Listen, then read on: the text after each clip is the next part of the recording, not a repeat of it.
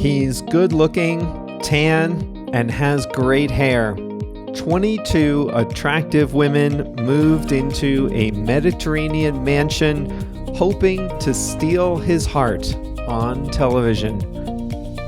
Yawn. You've heard this before, right? The Bachelor is over 20 years old. But this time, something was different. This Bachelor, Gerry Turner, was 72. The women in the house were between 60 and 75.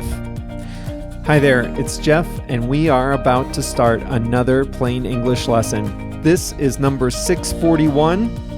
So our friend, JR, the producer, has uploaded the transcripts, audio, and much more to plainenglish.com/641. Now, as you know, here on Plain English, we help you upgrade your English with stories about current events and trending topics. And we always show you how to express a new idea in English too. Here's what we have for you today. The Golden Bachelor is a spin-off of the Bachelor reality TV franchise, and this one features older adults. It was a hit, not just at the senior center, but among young people too. We'll take a closer look at the first senior citizen dating show to hit network airwaves in America. In the second half of the lesson, I'll show you how to use the English expression angle for. I think we're ready. Let's dive in.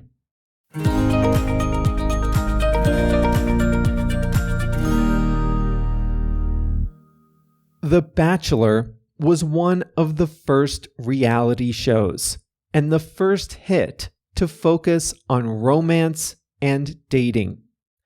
The Bachelor has survived as one of the most popular reality television franchises since its premiere in March 2002. In the show, a roster of women compete for the affections of one man. Week after week, the man eliminates women from the competition until he selects the winner to marry. The Bachelor has led to a series of spin-offs. The Bachelorette flips the script, putting a single woman at the center, while it's the men who compete for her. Other spin-offs feature returning contestants and exotic locales. An entire subculture has grown around the show's fanatic followers. Just search Bachelor Nation and you'll see what I mean.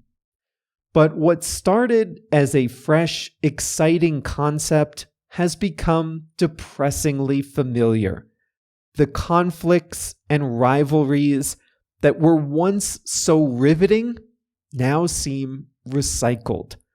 The show promises that two people will find love, but the majority of winning couples split up before ever tying the knot.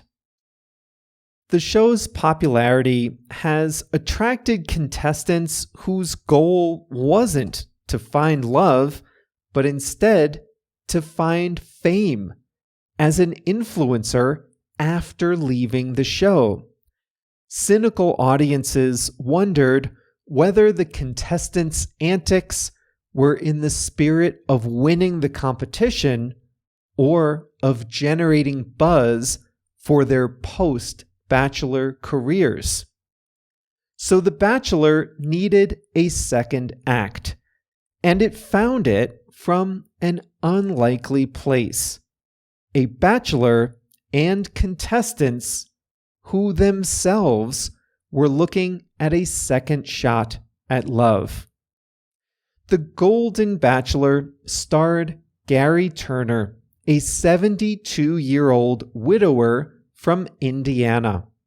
He was married for 47 years to his high school sweetheart. She died in 2017, just weeks after Gerry retired. His story of grief and his desire for a second marriage later in life set the tone for the season. The contestants, too, brought their stories of love and loss. Unlike the typical Bachelor contestants, these women had lived full, rich lives already. They brought their own stories of grief, divorce, loss, raising children, jobs, retirement, and hobbies. Several, including Gerry, used hearing aids. "I'm awfully nervous," one contestant confessed as she met Gerry for the first time. In a later episode, Gerry met a contestant's grandkids. Viewers said this dynamic made the show seem more real. Love wasn't a game for the contestants. Sure, there was drama, but the contestants didn't have time to waste. They had kids and grandkids to think about.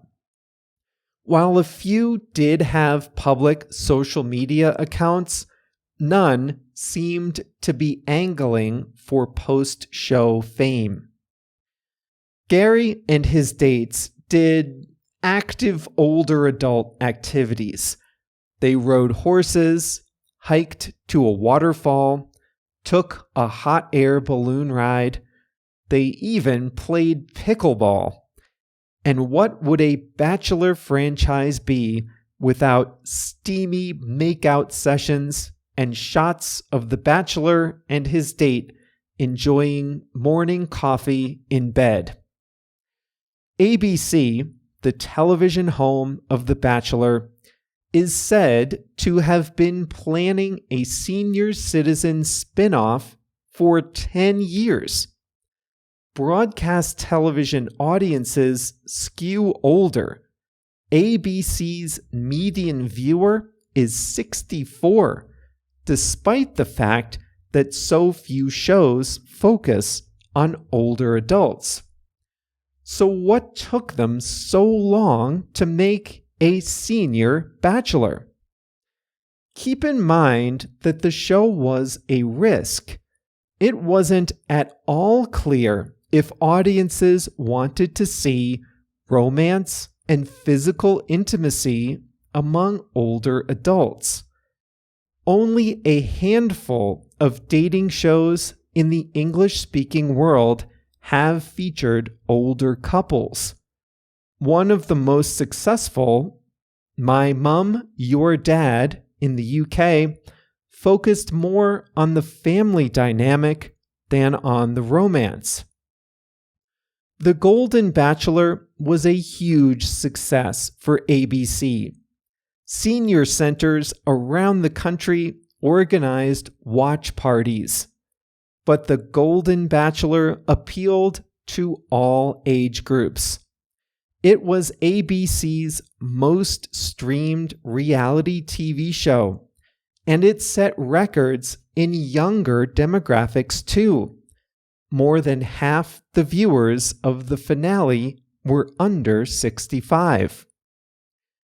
Even reality TV skeptics hoped that it would open people's minds. It showed life over 60 as a time of rebirth, adventure, and discovery. It showed how the loss of a spouse can affect a widow or widower in the next relationship. And even those that don't like dating shows can be happy that this show started conversations among people of all demographics about love and aging. One contestant, 60-year-old Joan, had to leave the show early to care for her daughter. "As you get older," she said, "you become more invisible. People don't see you anymore. like you're not as significant as when you're young. She was grateful for the chance to be seen and celebrated at her age.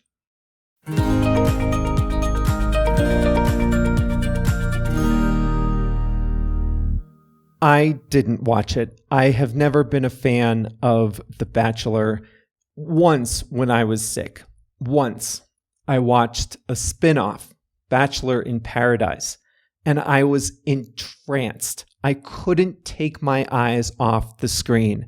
And that's when I knew this was dangerous. I needed to stop watching. This was not going to lead to good habits, I told myself. So I didn't watch again. I did see promos for The Golden Bachelor, and I watched some clips on YouTube to prepare this story. I thought the concept was interesting, although I didn't want to see the contrived drama. And there's something a little not right about 22 women lining up to prove their worth to one man, no matter how old they are. I don't know. But it was really popular. Gerry and the winner got married on television shortly after the new year.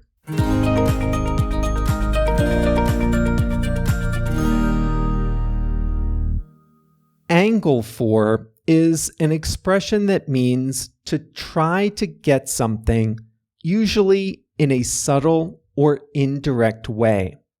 When someone is angling for something, that person is behaving in a way to influence the outcome of a situation, usually to his or her own advantage. It sometimes, but not always, sometimes implies a little bit of sneakiness or dishonesty. Sometimes, but not always. Let's start with an example of angle for that does not imply dishonesty. Andreas is angling for a promotion at work. He's angling for a promotion at work means that he's doing things that he hopes will earn him a promotion. He's doing the subtle, smaller, indirect things that he hopes will improve his chances of earning the promotion. This is not wrong. This is not unethical, not necessarily. Someone angling for a promotion might work a little harder. He might take on a project that nobody else wants to do. She might do a little more internal networking, speak up more often in meetings, highlight her own accomplishments. One way to try to get a promotion is to walk into the boss's office and demand it. Another way is to angle for the promotion, to act in a more indirect way, do related things that make it more likely that you'll get the promotion. But here's a case where angling for is a little sneaky and a little dishonest. Have you seen The Bachelor? It's the most famous dating reality show in the US, maybe in the world. The idea is that there's a bachelor, a single man, and he's looking for love. So lots of women come on the show to win his affections. The one he likes or loves the best gets a shot to marry him. The show is so popular that many former contestants have gone on to have brand sponsorships, careers as influencers, and even their own reality shows. So now, as The Bachelor has matured, many people go on the show not to find love, not to win the competition, but to angle for their own post-show careers as influencers. In other words, they don't go on the show to win. They go on the show and they do things that will get attention. They do things that they think will make it more likely for them to be popular on social media after the show is over. They're angling for social media fame. Now, this feels a little sneaky. This feels a little cynical. Audiences want to see the competition. Most people know it's not reality, but they still like the sense of competition. They don't want to see people on the show that are just angling for their own sponsorship deals. That cheapens the experience for viewers. A similar thing happens in politics. Here's an example from the US. Lots of people run for president. Lots of people with no chance of winning. They still run. Why? Some think they have a chance. Okay. But unfortunately, a lot of presidential candidates are just angling for cable news contracts after they lose. They're not running to win. They're angling to get a job in the media later. The candidacy is just a tactic. Other candidates are angling for a job in the winner's government. A candidate with no chance of winning still gets to stand on stage, still gets to spend donors' money, still gets to raise his or her profile, still gets to go on TV. And that might be a nice boost to get a cabinet position or at least an ambassadorship. So some candidates are just angling for a job later. The most recent example of this was Vivek Ramaswamy, a businessman who was supposedly running against Donald Trump for the Republican nomination. But curiously, Ramaswamy took every opportunity he could get to praise Trump, supposedly his opponent. What was going on? He was clearly angling for a job in a future Trump presidency. So that's angle for. A few quick examples before we wrap up. You can angle for a party invitation. That's not dishonest. If you want to get invited to an exclusive party, you might network with people who are usually invited. You might flatter the host. You might do things that you think would get you invited. That's angling for a party invitation. Utah is a beautiful western state in the mountains. Salt Lake City, the capital, hosted the Olympics in 2002. The city is angling to host a future Olympics. The city is putting some documents together, forming committees, starting to do some work. They're angling for the 2034 Olympics. That's 11 years from now, but they're starting to do things now that will make it likely that they'll win later. And that's it for us here at Plain English. This was lesson 641 of Plain English, so that means JR has uploaded all the great resources to plainenglish.com/641. We'll be back with a new story on Monday. See you then.